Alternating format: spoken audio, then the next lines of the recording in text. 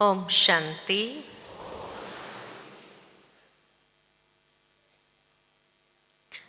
बाबा की प्रतिदिन की मुरली जब हम सुनते हैं तो मुरली में बाबा अक्सर हम बच्चों को कहते हैं, बच्चे मन मना भव, और साथ में ये भी कहते हैं कि देह सहित देह के सर्व संबंधों से बुद्धि का योग हटाकर एक मुझ बाप में लगाओ। एकाग्रता उसी का नाम है कि जहाँ मन और बुद्धि दोनों ही एक लक्ष्य पर केंद्रित हो। आज हर एक दुनिया के अंदर ये शिकायत जरूर करता है कि हमारा मन ईश्वर में नहीं लगता है, मन भटक जाता है। कई बाबा के बच्चे भी इस शिकायत में बने रहते हैं, चाहना होते हुए भी मन की एकाग्रता विकसित नहीं हो पाती है। और उसका कारण यही है कि शायद हम मन को ईश्वर में लगाने का प्रयत्न करते हैं, परंतु बुद्धि को फ्री छोड़ देते हैं। अब नेचुरल है कि जब बुद्धि फ्री हो जाएगी तो बुद्धि अनेक प्रकार के दृश्य देखती है और वो मन को भी विचलित सहजता से कर लेती है। इसलिए जब भी एकाग्रता की बात आती है तो मुख्य रूप से कितनी एकाग्रता हमें अपने अंदर लानी है। एक योगी का चित्र आप सामने लाओ तो योगी के चित्र में कितने प्रकार की एकाग्रता दिखाई है। एक है शारीरिक एकाग्रता। शारीरिक एकाग्रता माना कर्मेंद्रिय की चंचलता समाप्त, जहां कर्मेंद्रिय फुल कंट्रोल में हो, ये शारीरिक एकाग्रता है। अगर बाकी सारी इंद्रियां कंट्रोल में हो लेकिन दृष्टि इधर उधर होती रहे तो भी एकाग्रता नहीं बनती है। अगर 10 लोग कोई बातें कर रहे हैं और कान बार बार उस तरफ जा रहे हैं, क्या बात हो रही है, क्या बात चल रही है, जैसे भक्ति मार्ग में दिखाते कि हाथ में माला होती है, राम राम भी करते, लेकिन क्या बात चल रही है उसके तरफ ध्यान रहता है। तो ये कान इंद्रियां, आंखें इंद्रियां, ये भी अगर एकाग्र नहीं है लक्ष्य पर तो उसको एकाग्रता नहीं कहेंगे। यह हमारी आंतरिक एकाग्रता को भंग करने के लिए निमित्त बन जाती है। ठीक इसी तरह जब योगी के चित्र को देखते हैं तो अर्ध पद्मासन, पद्मासन या सुखासन में बैठा हुआ, जहां शारीरिक रूप से भी हाथ पैर आदि भी समेटे हुए हो। अगर बैठे हैं हिलते डुलते रहेंगे तो ये हिलते डुलते क्यों रहते हैं? जब अंदर मन स्थिर नहीं है। तो सबसे पहली एकाग्रता जो आवश्यक है वो है शारीरिक एकाग्रता। कोई भी कर्मेंद्रिय हलचल की स्थिति में न हो, तब कहेंगे कि हाँ एकाग्रता आई है। फिजिकल लेवल पर लोग इसीलिए दुनिया में जब हठ योग करते हैं तो वो समझते हैं कि फिजिकल एकाग्रता जब आती है, शारीरिक स्थिरता जब हमारे अंदर आती है, तो धीरे धीरे मन भी शांत होगा।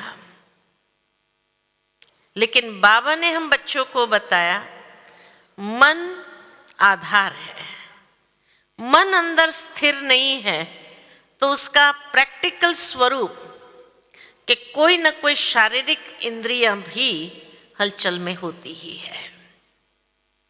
आप देखो, किसी के बहुत विचार अंदर चलते होंगे तो कहीं पैर हिलाते रहेंगे, दूसरा कर कहेंगे बंद करना, क्या हिला रहे हैं, उसको डिस्टर्ब हो रहा है। तो पता चलता है अंदर उसका माइंड कितना फास्ट चल रहा है, जो उसके पैर इतने हिल रहे हैं। ये एक जैसे आईने की तरह रिफ्लेक्ट होता है कि हाँ, मन अंदर इतना हिल रहा है जो शारीरिक एकाग्रता भी बनती नहीं है। इसीलिए बाबा ने हम बच्चों को कहा कि बच्चे, मन की एकाग्रता को पहले ले आना है। मन को एक लक्ष्य स्पष्ट देना आवश्यक है, लेकिन खाली मानसिक एकाग्रता से भी काम नहीं चलना है। तो शारीरिक एकाग्रता, मानसिक एकाग्रता, फिर बौद्धिक एकाग्रता, क्योंकि हमारा बुद्धि योग है। बुद्धि योग को भी बाबा में लगाना है, खाली मन मना भाव नहीं होना है। मन मना भाव के साथ बुद्धि का योग, यानी दोनों जब एक हो जाते हैं तो उसी का नाम तो एकाग्रता है। और तीसरा, चौथा, जिसको कहा जाए भावनात्मक रीति से भी हमें जुड़ना है, क्योंकि जैसे भक्ति में भी कहा गया कि भगवान भावनाओं का भूखा है। उसको निस्वार्थ विशुद्ध भावनाएं जब अर्पित करते हैं, उस शुद्ध भाव से हम योग में बैठते हैं तो एक आनंद की स्थिति का अनुभव कर सकते हैं। तो मानसिक एकाग्रता, बौद्धिक एकाग्रता, भावनात्मक एकाग्रता और शारीरिक एकाग्रता, ये 4 प्रकार की एकाग्रता, यानी ये चारों को एक हार्मनी में लाने की आवश्यकता है। यही है राजयोग। जब तक ये 4 एक नहीं होते हैं, एक लक्ष्य पर नहीं रहते हैं, तो नेचुरल है कि एक भी अगर विचलित हुआ, भटका, तो वो दूसरे सबको भटकाएगा जरूर, है ना। भावार्थ यही कि माया जो है ना, वो क्या करती है, यही हमारी आंतरिक कोई ना कोई एकाग्रता को विचलित करने का प्रयत्न करती है। वो बहुत सुंदर एक कहानी मुझे याद आती है कि एक बार एक मालिक के पास बिल्ली थी, और बिल्ली को उसने इतना अच्छे से ट्रेन किया था कि वो बिल्ली के सिर पर मोमबत्ती रखता था, और वो बिल्ली इतनी शांत और स्थिर बैठती थी, और उस कैंडल लाइट में वो चेस खेलता था। तो एक बार उसका एक मित्र आता है, उसको चेस खेलने के लिए आमंत्रित करता है। लाइट नहीं थी, अरे कोई बात नहीं बोले, और बिल्ली को बुलाता है और उसके सिर के ऊपर वो कैंडल रख दिया, और बिल्ली एकदम शांत होकर के स्थिरता से बैठी रही। आश्चर्य लगा बड़ा कि कैसे ये बैठी रही, इसका मन विचलित नहीं हो रहा है इधर उधर कहीं भी। कि इतने में उसने देखा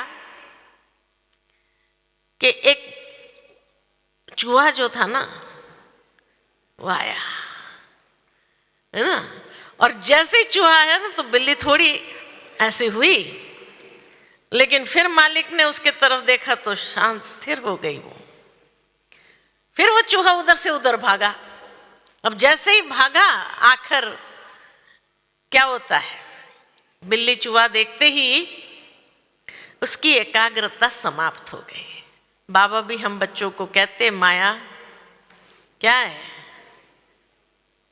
माया चूही है जो बार बार हमारी एकाग्रता को भंग करने के लिए इधर उधर दौड़ी लगाती रहती है। और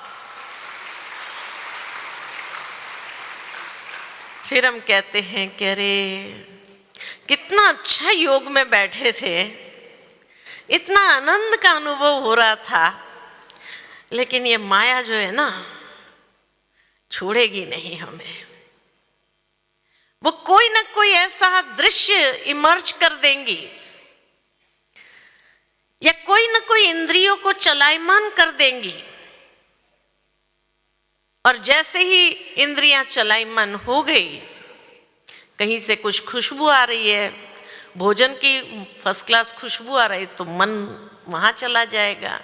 आज क्या पक रहा है पता नहीं, इतनी अच्छी खुशबू आ रही है।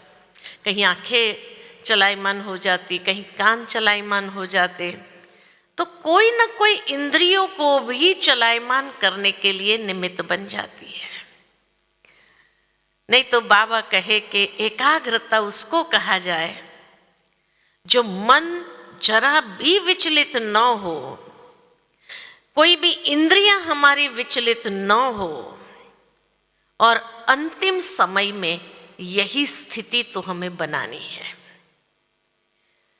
लेकिन उसके लिए ये एकाग्रता को विकसित कैसे करें?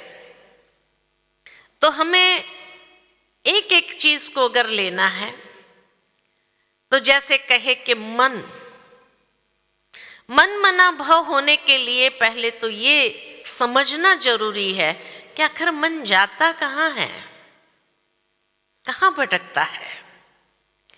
हमेशा देखा गया कि 3 चीजों में मन भटकता है ना? और वो 3 चीजें कौन सी है जिसमें मन सहजता से चला जाता है?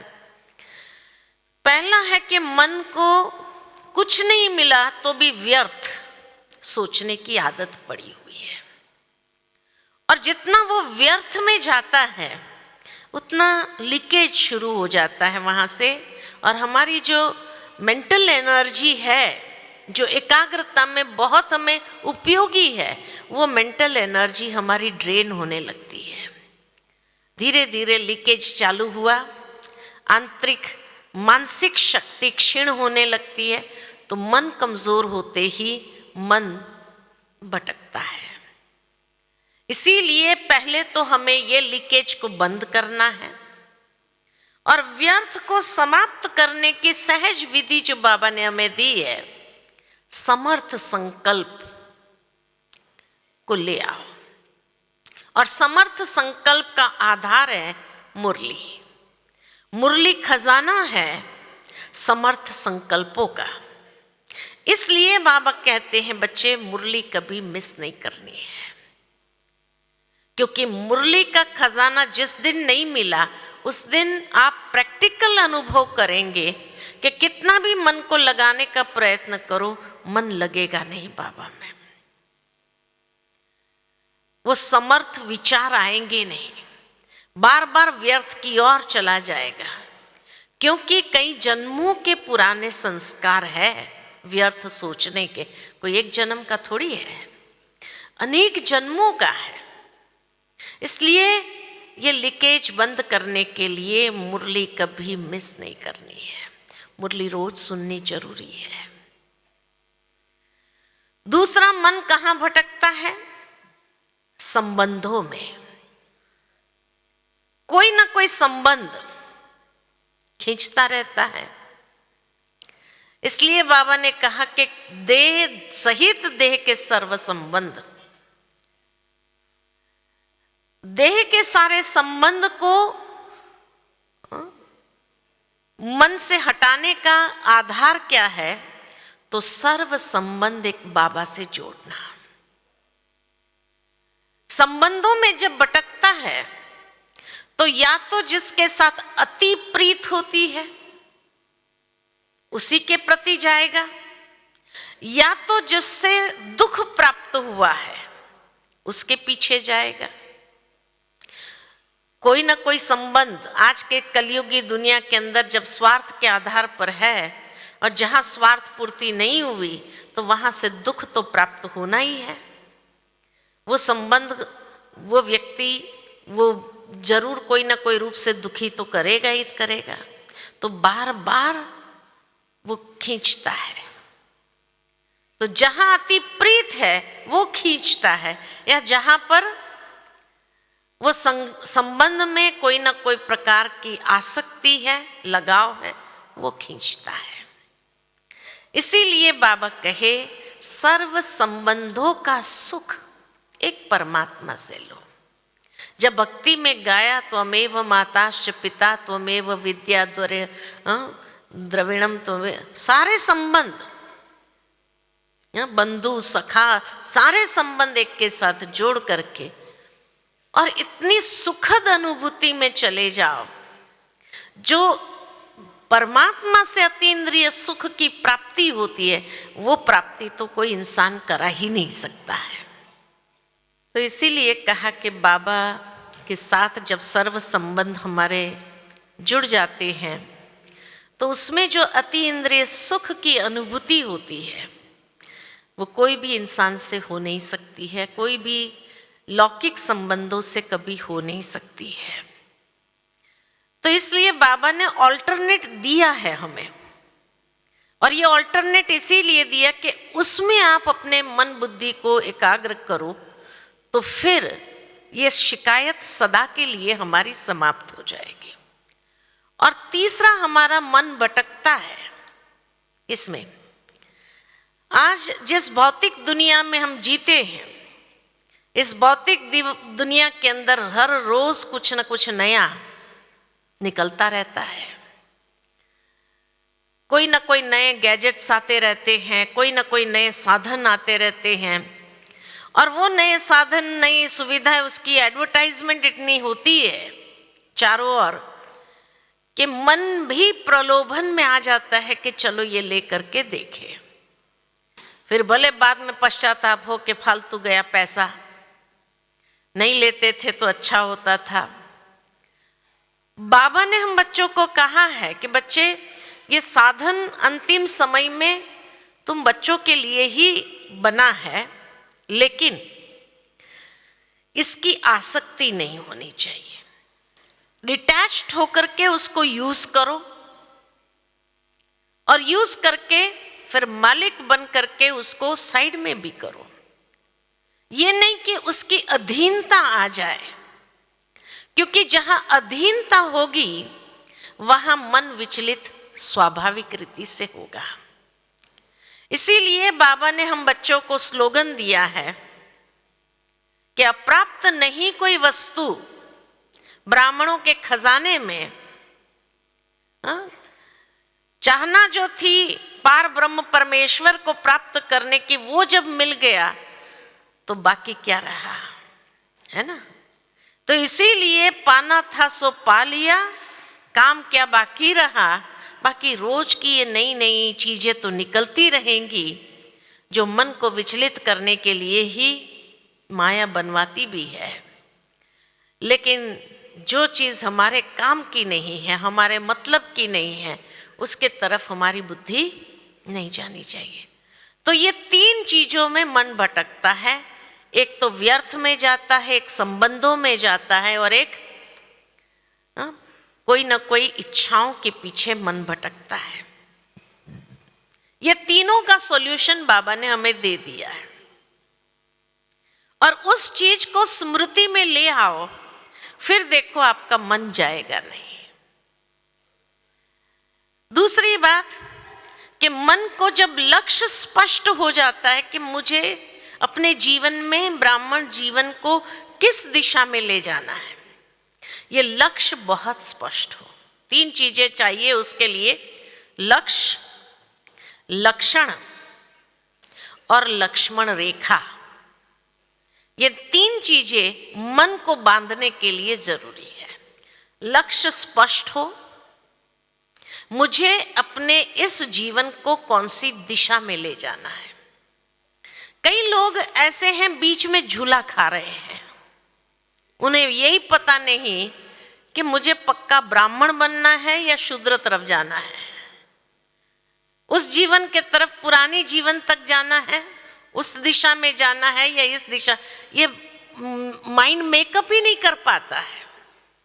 और इसलिए अगर कोई पुराने दोस्त मिल गए, वो खींचते तो वहां चले जाते हैं, फिर वहां से कुछ धोखा मिला, फिर कहते अरे बाबा तो कहता ही है ना, फिर बाबा याद आता है, फिर बाबा के तरफ आता है। तो ऐसे झूलने में मजा नहीं है। एक लक्ष्य बहुत क्लियर हो, और बाबा ने भी हम बच्चों को लक्ष्य दिया है, बाप समान बनना।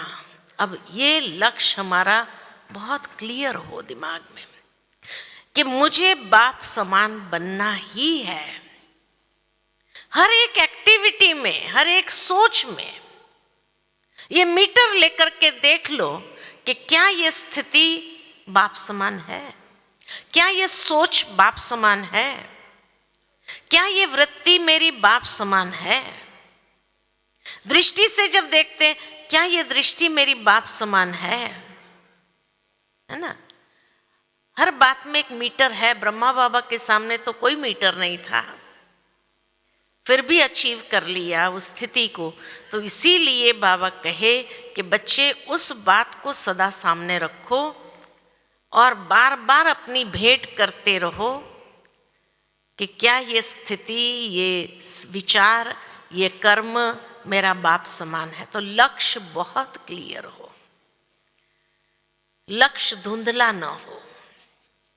पता नहीं बनेंगे या नहीं बनेंगे, पता नहीं वो तो ब्रह्मा बाबा थे, हम कैसे बन पाएंगे, पता नहीं। जहां ये कमजोरी के विचार आए, माना लक्ष्य स्पष्ट नहीं है।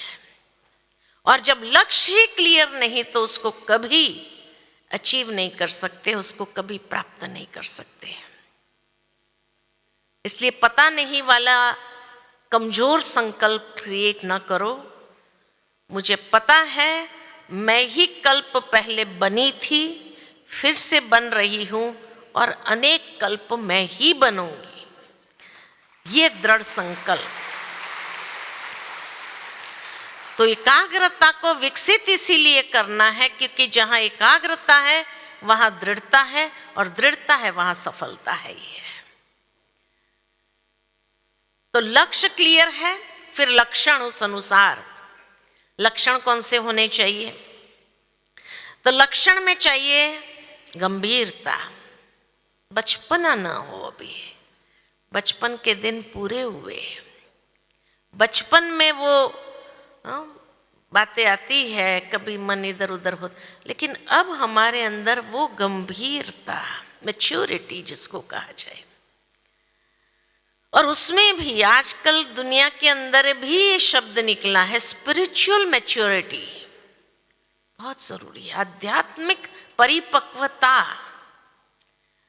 ये गंभीरता अपने स्वरूप में।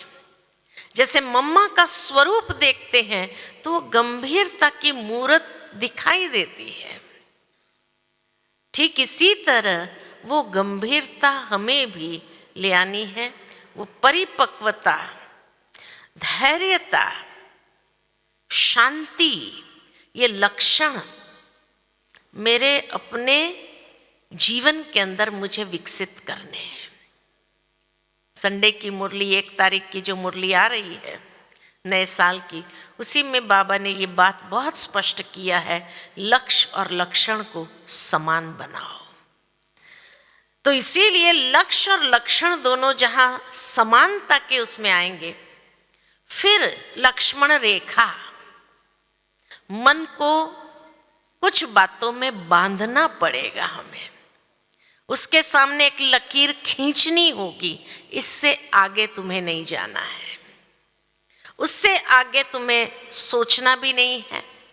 नहीं तो ये रेखा क्रॉस किया, माना माया रावण तुझे उठा करके ले जाएगा और फिर बहुत संघर्ष करना पड़ेगा वहाँ से आने के लिए। इसलिए ये एक लिमिट मुझे अपने मन को बांधने के लिए दे देना है, लक्ष्मण रेखा खींच देनी है, बस यहाँ तक, इससे आगे नहीं।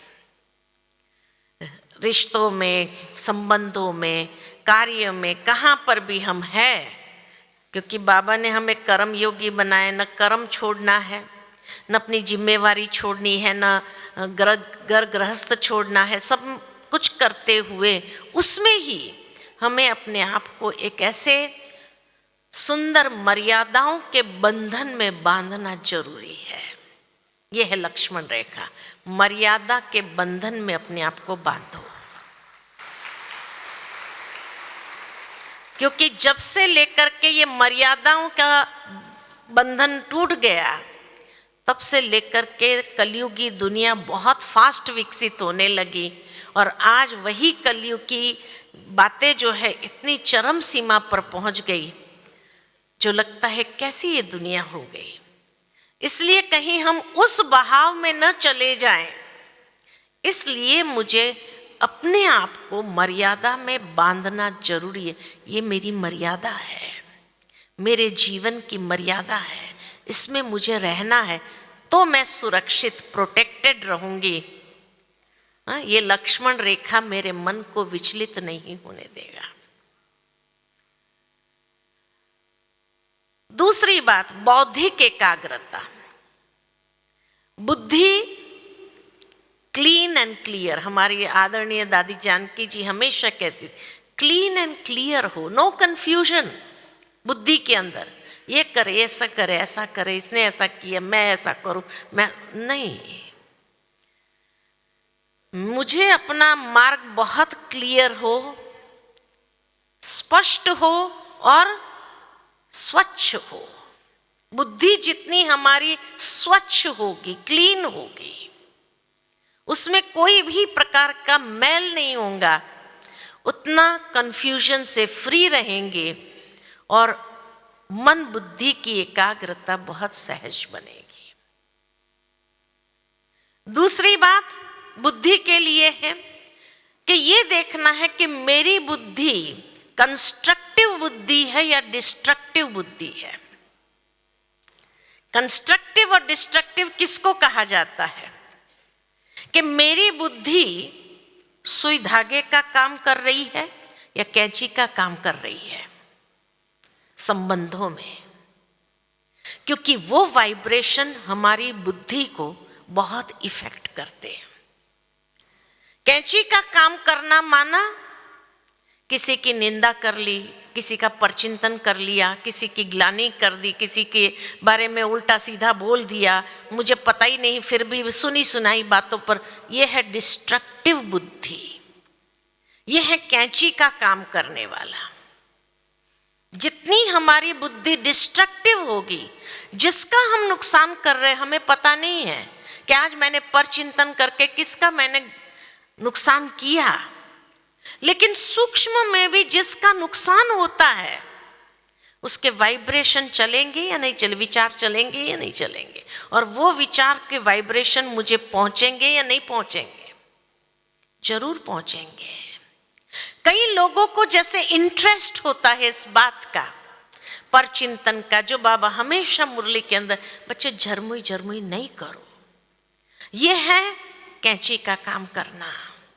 मुझे कैंची का काम नहीं करना, कोई रिश्ते बिगड़े हैं, मैं सुई धागे का काम करके सिलाई कर दूं, किसी का जीवन बन जाए ऐसा काम कर, उसकी जो दुआएं मिलेगी वो मेरे पुरुषार्थ में मुझे बहुत आगे ले जाएगी, है ना? तब कहा कि हमारी बुद्धि, स्वयं को देखो, मेरी बुद्धि कौन सी है। अगर मुझे बौद्धिक एकाग्रता को विकसित करना है तो मुझे सुई धागे वाली बुद्धि अपनी बना देनी है। आज के बाद हर एक की विशेषता को देखते हुए, कोई अगर किसी की निंदा ग्लानि करता भी है आपके सामने, तो आप ये कह सकते हैं ये विशेषता भी तो है उसकी, उस विशेषता को तो देखो, उस बात को पूरा मेकअप कर दो, सिलाई कर दो, जो उसने काटने का काम किया उसको सिलाई कर दो, देखो कितनी दुआएं मिलती है, भगवान की भी दुआएं मिलेगी और उस आत्मा की भी अंदर से आपके प्रति शुभ भावना, शुभकामना, दुआएं मिलेगी। तो ये एक लक्ष्मण रेखा, ये एक मर्यादा की रेखा हमें अपनानी है कि मेरी बुद्धि कंस्ट्रक्टिव हो, डिस्ट्रक्टिव ना हो। मैं हर एक की विशेषता का वर्णन करूं, हर एक के लिए शुभ बोलूं, हर एक के प्रति अगर कहीं बोलना भी पड़े तो, और शुभ भावना, शुभकामना को प्रवाहित करूं। दुआएं दो, दुआएं लो, ये हमारी दादी जी हमेशा कहते, ये सीजन है और ये दुआएं जितनी इकट्ठी करेंगे ना, अंतिम पेपर में ये बहुत मदद करेगी पास होने के लिए, पास विद ऑनर होने के लिए। और जितना कैंची का काम किया होगा, क्या होगा, वो इतने प्रॉब्लम क्रिएट करेंगे अंत में जो कभी भी आप उसमें से बाहर नहीं आ पाएंगे और उसी में अंतिम शरीर छूटेगा। तो इसीलिए दुनिया के अंदर जीना है तो भाई सबके साथ बाबा कहते निभाते हुए, तो निभाने के लिए सुई धागे का काम करते चलो। वो कहेगा हाँ, जब से वो भगवान के घर में जाने लगा है ना, ये अच्छी बात उसके अंदर आ गई, नहीं तो पहले ये क्या था, सबकी निंदा ग्लानि करता रहता था। तो इसीलिए ये बात बहुत जरूरी है। एक सत्य घटना आपको सुनाना चाहती हूँ। कुछ समय पहले एक माता आई थी हमारे पास में और कहते थे उसके अंदर प्रवेशता है, 2-3 आत्माओं की प्रवेशता हो गई है। अच्छा, ये प्रवेशता क्यों हुई? तो फिर उसको किसी ने कहा भाई या लाई मधुबन में, ताकि भाई उस मधुबन में आएगी तो ठीक हो जाएगी, ये वातावरण, पवित्र वातावरण में वो आत्माएं उसको छोड़ देंगी। लेकिन वो आत्माएं कोई जल्दी छोड़ने वाली नहीं होती है, क्योंकि कोरोना में इतनी आत्माओं ने शरीर छोड़ा है, इतनी अधूरी इच्छाएं उनकी रही हुई है और इतने बॉडीज तैयार नहीं है और उनको अपनी अधूरी इच्छाएं पूरी करनी है, तो कहाँ से करेंगे, कहाँ से करेंगे? तो जो कमजोर होगा तो कमजोर को ढूंढेंगे या नहीं ढूंढेंगे? तो वो माता जो थी जिसको लेके आए और फिर उनको यहाँ किसी ने कहा इतना दिन रहे, कोई फर्क तो पड़ नहीं रहा, यहाँ का वातावरण भी अशुद्ध हो रहा है, जिसका जो डॉक्टर होता है ना उसके पास ले जाना पड़ता है। तो उसको आखिर वो लेके गए, परिवार वाले, भाई जहाँ भी झाड़ फूक करते होंगे वहाँ लेके गए। तो कहते हैं कि उनको पूछा गया वो आत्माओं से कि भाई आपने इसमें क्यों प्रवेश किया? तो वो आत्माओं ने बताया कि हमने उनके घर के पास में एक झाड़ था, उस झाड़ पर हम लोग तीनों रहते थे। वो 3 आत्माएं ऊपर रहती थी, उसके घर के पास एक झाड़ था। लेकिन हमने देखा कि जब भी ये आती थी और जाती थी ना, ये हमेशा किसी न किसी की निंदा ग्लानि करती रहती थी, हमेशा परचिंतन, कभी किसी का अच्छा नहीं बोला उसने। तो तब हमें महसूस हुआ कि इससे अच्छा स्थान हमारे लिए कोई हो ही नहीं सकता है अपनी इच्छाओं को पूरी करने के लिए। वो आत्माओं ने सुनाया। तो बाबा जो कहते हैं कि जो निंदा ग्लानि, क्यों बाबा कहते थे कि पर चिंतन पतन की जड़ है, तो ये प्रैक्टिकल उदाहरण है कि पर चिंतन जो कर रहा था वो इतना आंतरिक रीति से कमजोर था कि वो आत्माओं ने सोचा कि इससे बढ़िया स्थान हमारे लिए कोई है ही नहीं और इसमें प्रवेश कर लेना है। और हम प्रवेश हो गए तीनों। अच्छा, तीनों प्रवेश हो गए तो उन्होंने अपनी डिमांड रखना चालू किया, हम तभी इसको छोड़ेंगे जब हमारी कुछ इच्छाएं हैं वो पूरी किया जाए। अच्छा, उनको पूछा आपकी क्या इच्छाएं हैं? तो एक ने कहा कि मुझे नॉनवेज खाने की बहुत इच्छा है, काफी समय हो गया, मुझे नॉनवेज खाना है। दूसरे ने कहा मुझे शराब पीनी है, बहुत इच्छा है मेरी शराब पीने की। तीसरे ने कुछ और कहा, मुझे याद नहीं है अभी, लेकिन ये 2 बातें तो बताई कि ये 2 हमारी इच्छाएं पूरी करो। अब वो 20 साल से ज्ञान में चल रही है, शुद्ध सात्विक भोजन में, है ना। लेकिन तब वो डॉक्टर ने कहा, भाई उनकी जो डिमांड है वो पूरी करो, नहीं तो ये छोड़ेगी नहीं। फिर जब उनसे वचन लिया कि भाई आप अगर दिया तो छोड़ देंगे इस आत्मा को, बोले छोड़ देंगे। बोले दुनिया में बहुत आत्मा है, तुम वहां जाओ ना, इसको छोड़ दो। का पहले हमारी डिमांड पूरी करो तब हम छोड़ेंगे। फिर आखिर उनको रंगीन कपड़ा पहना करके एक होटल में लेके गए और होटल में ले जा करके नॉनवेज खिलाया, शराब पिलाया, तो पर चिंतन पतन की जड़, 20 साल की तपस्या क्या हो गया? एकदम वो सांप सीढ़ी का खेल नहीं आता है, सांप सीढ़ी ऊपर तक पहुंच गए और सांप ने डसा तो एकदम नीचे आ गए। ये सांप डसता है, पर चिंतन पतन की जड़। इसलिए बाबा कहते हैं कि बच्चे, आत्मचिंतन उन्नति की सीढ़ी है और पर चिंतन पतन की जड़ है। इसीलिए अभी जैसे जैसे अंतिम समय की ओर आगे बढ़ रहे हैं, ये बात हमेशा बुद्धि के अंदर रखो कि अब मुझे कोई सांप डसना नहीं चाहिए, चाहे पर चिंतन वाला ही क्यों ना हो, भले 2-4 लाइन नीचे आ जाए तो भी कितना नीचे उतार देगा, और फिर समय ही नहीं होगा तो ऊपर चढ़ने का, वो सीढ़ी नहीं मिलेगी। तो सांप सीढ़ी वाला जो खेल है ना, ये अभी फुल फोर्स में चलने वाला है। इसलिए अपनी बुद्धि को कंस्ट्रक्टिव रखो, डिस्ट्रक्टिव नहीं रखो। तीसरी बात बुद्धि के लिए, निश्चयात्मक बुद्धि होकर के पुरुषार्थ में लग जाओ। निश्चयात्मक बुद्धि, निश्चय बुद्धि विजयंती कहा जाता है। तो निश्चयात्मक बुद्धि कि मेरा तो एक बाबा, दूसरा न कोई, अब इधर उधर कहीं बुद्धि जाए नहीं, भटके नहीं। जितनी हमारी बुद्धि स्थिर होगी उतना हमारी बुद्धि यथार्थ निर्णय समय पर कर सकेगी, और जितनी हमारी बुद्धि कंस्ट्रक्टिव प्योर होगी, क्लीन होगी, उतना कैचिंग पावर और टचिंग पावर, अंतिम समय जो चाहिए कि बाबा की टचिंग को हम कैच कर सके यथार्थ रूप में, वो तभी हो सकेगी। तो बौद्धिक एकाग्रता बहुत जरूरी है। और तीसरी है भावनात्मक एकाग्रता। भावनात्मक एकाग्रता यानी भावनाओं में इतनी ईश्वर के प्रति हमारी प्रीत हो।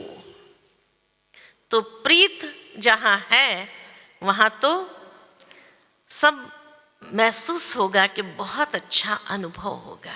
जैसे बाबा के प्यार में समाने का अनुभव तभी हो सकता है जब भावनात्मक एकाग्रता आ जाए, उस प्रीत में समा जाए। साथ ही साथ इमोशनल स्टेबिलिटी, भावनात्मक संतुलन बहुत आवश्यक है। अगर संतुलन नहीं है, लंगर उठा हुआ नहीं है, लंगर लगा हुआ है कहीं पर, भावनाओं का लंगर कहीं ना कहीं किसी के साथ अगर जुड़ा हुआ है, तो अंदर में इमोशनल स्टेबिलिटी कभी आ नहीं सकती है। इसीलिए देखो मेरा लंगर उठा है, नहीं तो जैसे वो कहानी में है कि भाई एक व्यक्ति सारी रात वो चप्पू चलाता रहा और सुबह उठकर देखा वहीं का वहीं है, क्योंकि लंगर उठाना ही भूल गया था। तो ये हाल हमारा न हो कि पुरुषार्थ में हम जा रहे हैं, पुरुषार्थ कर रहे हैं, दौड़ दौड़ के कर रहे हैं सब कुछ, लेकिन लंगर ही नहीं उठा है। तो जब लंगर ही नहीं उठा है, लंगर लगा हुआ है, फिर अंत में हमें रियलाइजेशन हो, अरे ये क्या हुआ, लंगर ही लगा हुआ था, लंगर उठा ही नहीं था। तो वहीं के वहीं है। इसीलिए जब महसूस होता है कि आगे बढ़ नहीं रहे हैं, संडे की मुरली में बाबा ने यही कहा कि कभी कभी चलते चलते ऐसा लगता है अमृत वेला भी किया, मुरली क्लास भी किया, सेवा भी किया, धारणा भी हमारी सही है, लेकिन फिर भी आज खुशी नहीं है, आज उदासी लग रही है, मन जैसे खुश नहीं अंदर से। ये फीलिंग क्यों आती है? इसीलिए आती है कि कहीं न कहीं हमारा लंगर उठा हुआ नहीं है, लगा हुआ है उपरामता और डिटैचमेंट। जितना न्यारापन होगा अपने अंदर, उतना लंगर सहजता से उठ जाएगा। तो इसीलिए डिटैचमेंट जरूरी है और लंगर उठने के लिए उपरामता जरूरी है कि अब हमें जाना है अपने घर। तो ये स्मृति हमारी जितनी पक्की होती जाएंगी, तो आत्मिक स्मृति, परमात्मा स्मृति सहज बनी रहने से नष्टो मोहा स्मृतिर्लब्धा, सहज हो सकेंगे। तो इसीलिए ये तीनों एकाग्रता और फिर शारीरिक एकाग्रता, जहाँ कर्मेंद्रियां विचलित न हो, कर्मेंद्रियां हमारी लगी रहे। क्यों? क्योंकि जितनी हमारे में एकाग्रता होगी तो उससे प्राप्ति क्या होगी? प्राप्ति है कि कोई भी बड़े से बड़े पेपर को क्रॉस करना आसान होगा, कोई भी विघ्नों को समाप्त करना आसान होगा। एकाग्रता की शक्ति वो है। एक स्थान पर बैठ करके आप किसी को भी मैसेज देंगे तो वो आपके मैसेज को सहजता से कैच कर सकेंगे। जितना आपका बुद्धि योग बाबा से होगा, बाबा की टचिंग होगी, आप समय पर उस स्थान से हट करके कहीं और चले जाएंगे। जैसे कई बार ये महसूस होता है, कोई पीछे से कोई मारने आता है, या कहीं आप एक वृक्ष के नीचे खड़े हो, वो डाल टूटने वाली है और उसके 2 मिनट पहले आप खिसक करके कहीं और जाते और वो डाल टूटती है। लगता है अगर मैं वहीं थी, अगर वहाँ होती थी तो मेरे सर को फाड़ देती थी ये तो डाल। लेकिन ये किसने खिसकाया? क्योंकि बुद्धि क्लीन और क्लियर थी, तो बाबा ने जैसे ही कहा तो अपने आप ऑटोमेटिकली आप वहाँ से हट गए। तो ये फील होगा अंतिम समय कि बाबा जैसे आपको गाइड कर रहा है, बाबा जैसे आपको चला रहा है, वैसे आप सहजता से चल जाएंगे और चल करके दूसरी ओर चले जाएंगे और आप सेफ हो जाएंगे। तो इसीलिए ये भावनात्मक रीति से जुड़ाव बाबा के साथ, इतनी लगन में मगन सहजता से हो तो बाबा की हर एक बात को सहजता से कैच कर सकेंगे और आप उसका अनुभव करेंगे प्रैक्टिकल जीवन में कि वहाँ से खिसक गए और उसके बाद जो हुआ तो आप आश्चर्य खाएंगे कैसे बाबा ने मुझे वहाँ से खिसका दिया उस समय। तो ऐसे अनेक प्राप्तियों का अनुभव आप सहजता से कर सकते हैं, है ना। और जैसे बाबा कहते हैं कि उस लगन में मगन होकर के जब समा जाते हैं, खो जाते हैं, तो और कोई भी बात हमें डिस्टर्ब नहीं कर सकती है, हमारे मन बुद्धि को खींच नहीं सकती है। और यही स्थिति हम अपनी बनाना चाहते हैं। यही तो बाप समान स्थिति है कि अंतिम समय मेरी ये स्थिति रहे कि एकदम बाबा की लगन में मगन हो करके मैं खो जाऊं और उसी में ही सहजता से देह से अलग हो करके अपने धाम परम धाम की ओर जाने लगूं। तो इसीलिए बाबा कहे आप ऐसी जब लगन मगन वाली स्टेज होगी तो विकर्म को भस्म करना आपके लिए आसान होगा। यही विकर्मों को भस्म करेगा। अभी जो हम योग कर रहे हैं, हाँ, उस समय कोई बुरा विचार नहीं आता है, कोई बुराई नहीं होती है किसी की, बहुत अच्छी बात। लेकिन इतना पावरफुल योग भी नहीं है जो विकर्मों को दग्ध कर सके। वो बीज रूप अवस्था जो लगन में मगन वाली स्टेज है, वही आपके विकर्म को, हाँ, लगन मगन अगन, वही अग्नि को क्रिएट करती है जो विकर्मों को विनाश कर सके।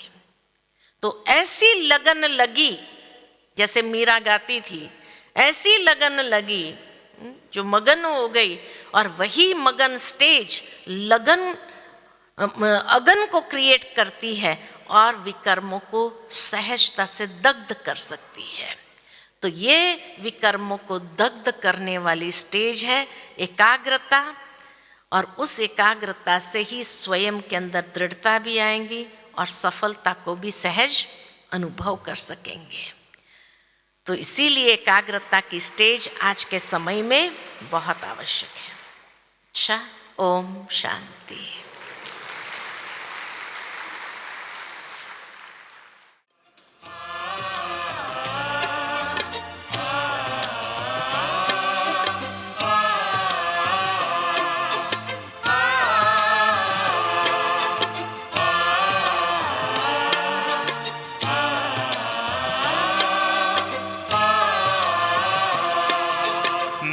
इसी धुन का है बसेरा, मैं बाबा का बाबा मेरा। मन में इसी धुन का है बसेरा, मैं बाबा का बाबा मेरा। सुख शांति का मर्म सुनहरा, मैं बाबा का बाबा मेरा। मन में इसी धुन का है बसेरा, मैं बाबा का